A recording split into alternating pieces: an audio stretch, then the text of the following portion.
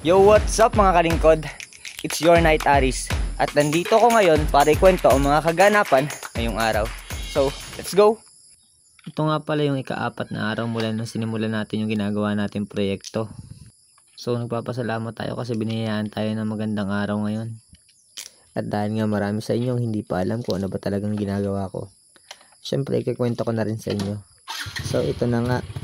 Buwan na rin ang lumipas mula nung kinausap ako ni client.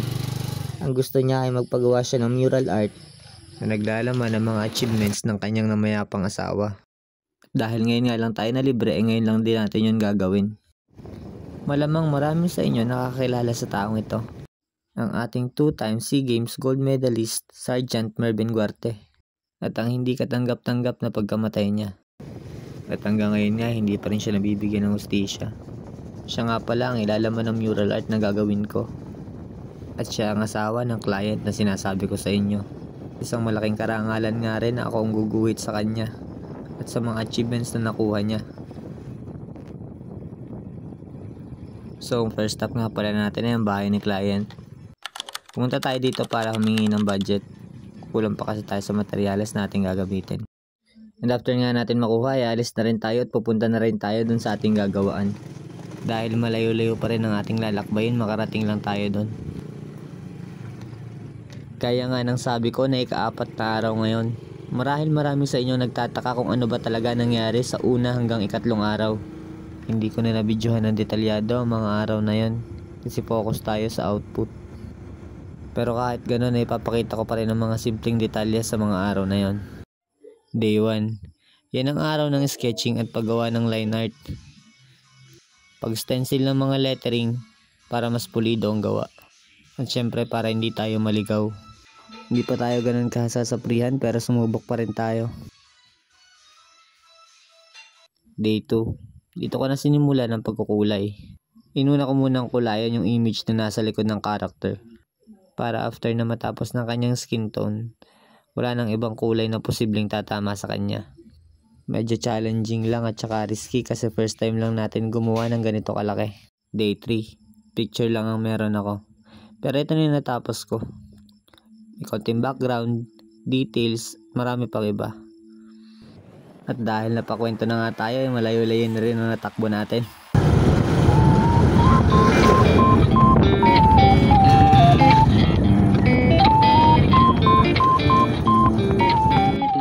Next stop natin, hardware.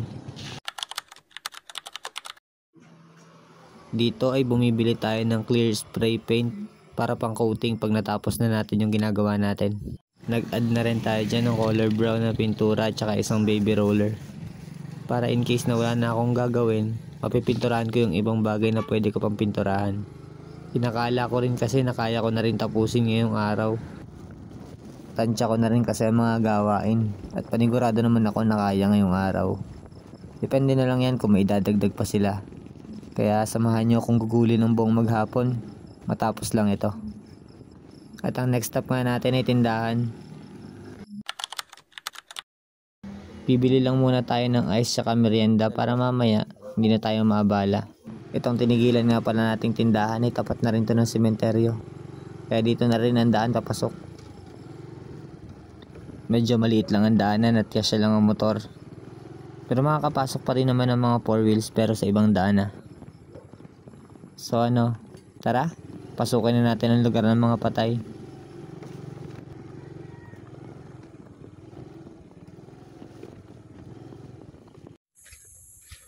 At dahil napaga nga tayo ay tanging huni lang ng kuliglig at iba't ibang hayop ang naririnig natin dito. Natataan na rin kasi na talagang mag-isa lang ako dito. Wala nakikitang tao.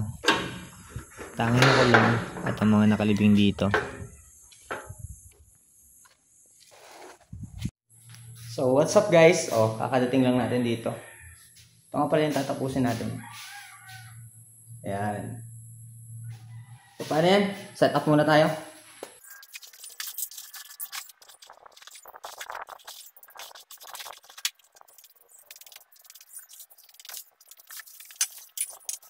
So, ayun mga kalingkod, na setup na natin.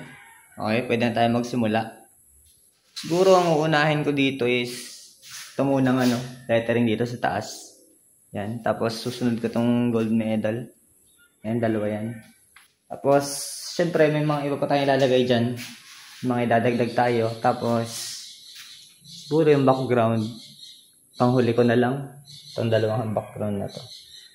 Dito sa baba, baka may dagdag pa rin tayo dyan. Yun lang. Tapos, lilinisin lang natin yan ng mabilisan mamaya. Tsaka yung taas. O, yun lang. Start na tayo. So, ilalagay natin dito is sa taas na yan. Yan, may guhit na yan. Ang ilalagay natin dyan is, hukbong himpapawid. Dito. Yan. Hanapin lang natin muna yung gitna.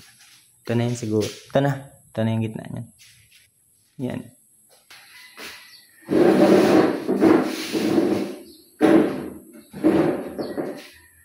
Tuturo ko sa inyo kung paano natin makuha yung middle niya. Para sakto siya dito at dito. Yan. Sa mga kabilang sides. Ilalagay lang muna natin dito yung yung isusulat natin. Hukbong himpapawid. Ganyan mo yan.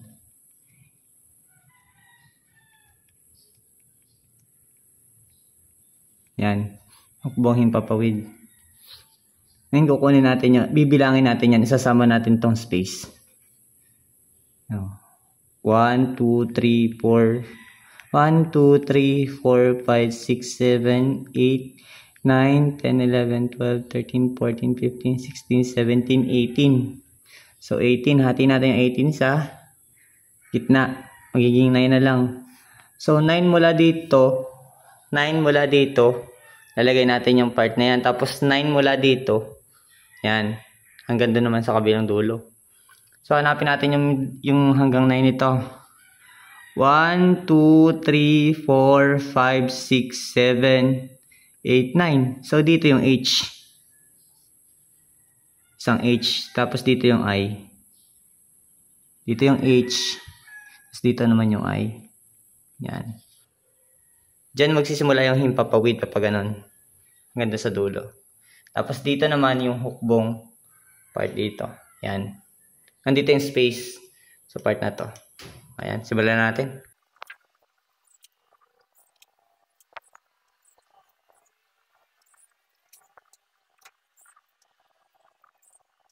So, ayan. Tapos na yung ating mga guhit. Pwede trace na lang natin yan. I-freehand na lang natin. Hindi na natin lalagyan ng mga letters na. Mga guide. Kasi, magtagal tayo. Masyadong madami yan. Ayan. Lalagay natin dyan is blue. So, mag-mix muna ako.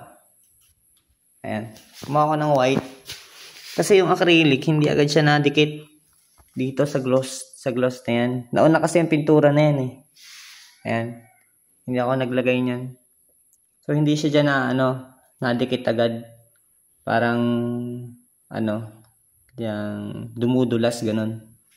So, kailangan, lagyan muna natin ng pinaka-base color. Yan. Para sa akin lang yun kasi yung mas mabilis kong ginagawa eh. Kasi papatungan mo rin naman ulit yan eh. Papatungan ulit yan.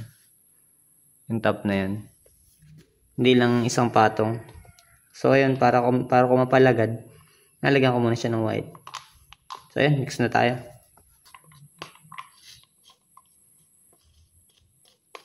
Ay, konti pang blue.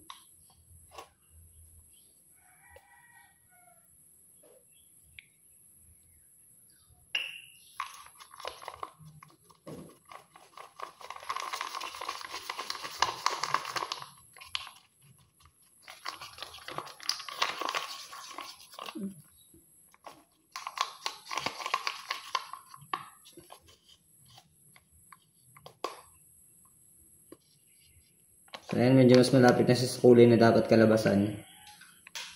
Ito na yung gagamitin kong base color. Yan. Okay, simulan na natin.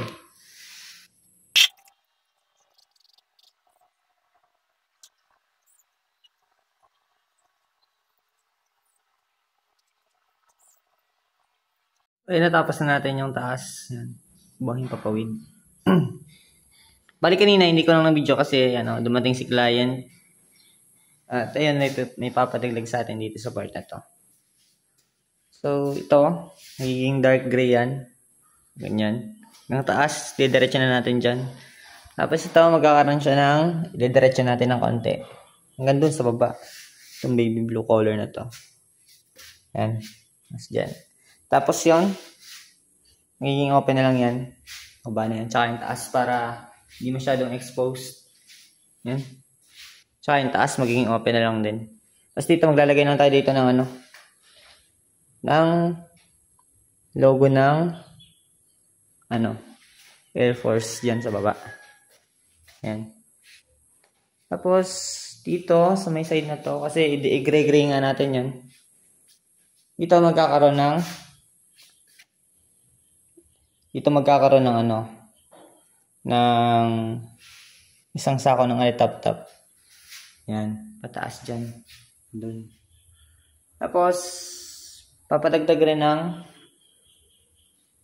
ano daw manok sa part na to.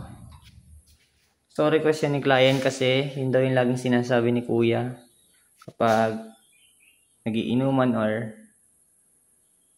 nababanggit niya lang lagi. Ayun. So, may hilig din sa manok si kuya kaya lagay natin doon sa part na yun. Ayan, sabi ni client, dyan natin lalagay. So, ayan. Pari ko, may extend pa tayo ng mga 2 days siguro. Or 1 day. Depende. Ayan. Ayan, start pa rin tayo. Tapusin ko lang yung trophy tsaka yung solo. Ayan. Tapos magbabackground na ako dito ng background na ako dito. Orange siguro dyan. May part na yan. Tsaka sa taas, background ko na rin yan kasi patapos na yan Ayan, simulan natin. Yan. Diba? Sabi ko pupintahan nyo ng gray. Natapos na kasi natin to. Abot natin dyan yung gray hanggang doon. Paporon. So, hindi natin alam kung saan makakaabot yung gray kasi kakaunti lang yung black na natira sa akin na acrylic. So, tingnan natin kung hanggang saan siya makakabot.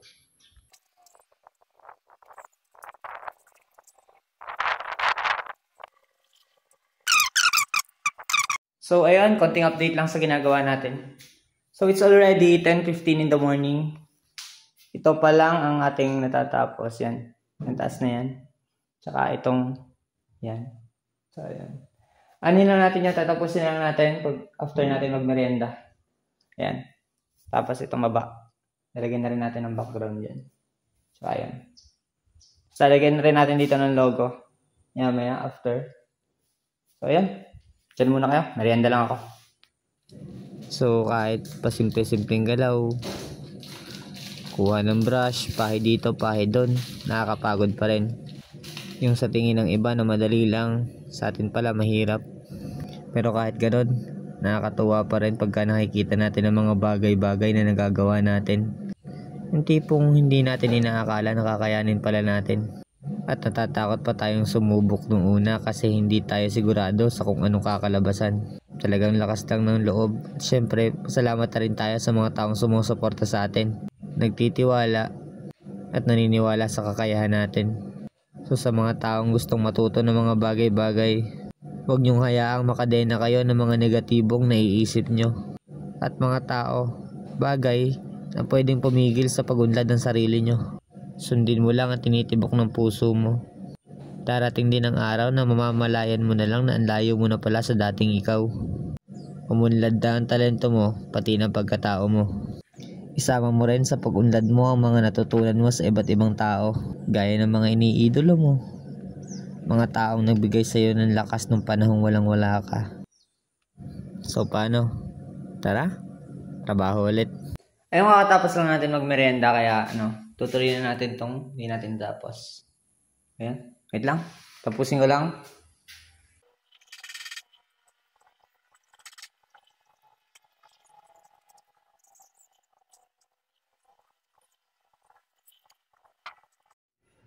So, ayan.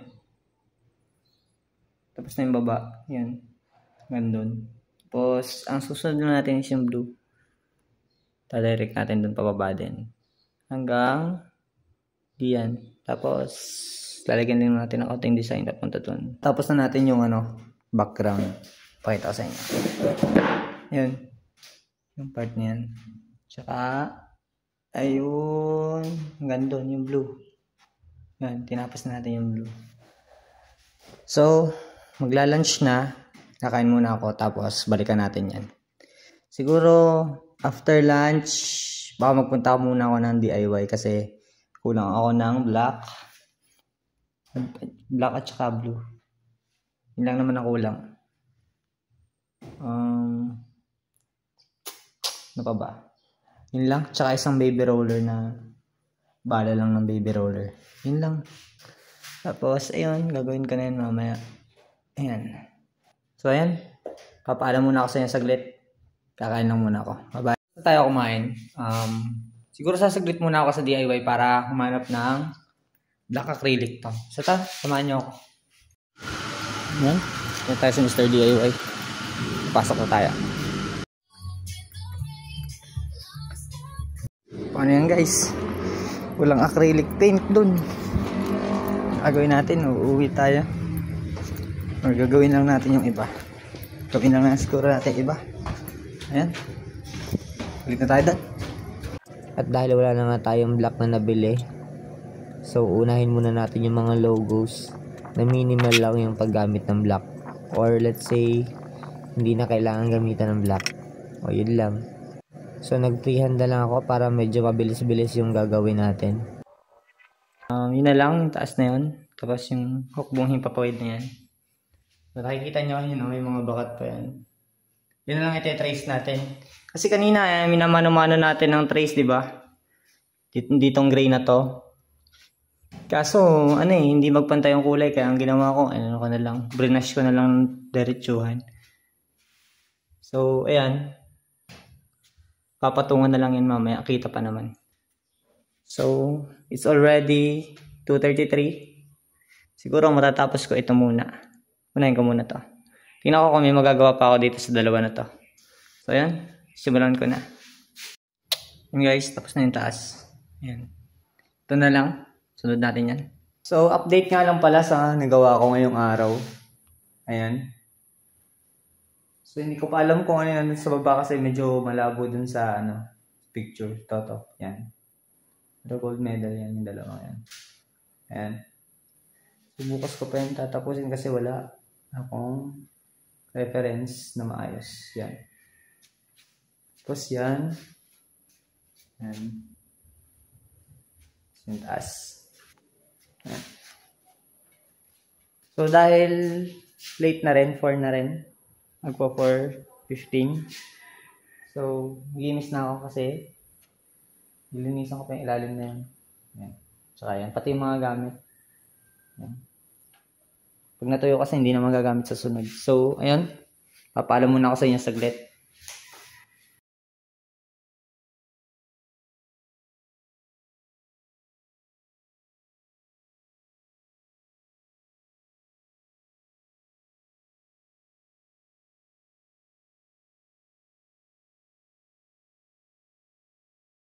So guys, ayun, pauwi na tayo. Ang kakagaling lang dito nung client natin.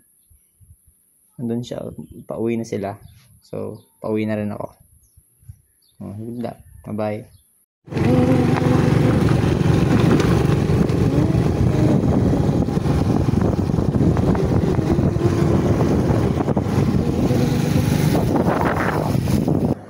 At ayun na nga nangyari sa buong maghapon ko. Nakauwi na rin at pagpapahinga na nga lang. Abangan nyo na lang mga susunod na ganap sa sunod nating video. So kung gusto nyo pa ng sunod, pa-like and follow and pa-share na rin.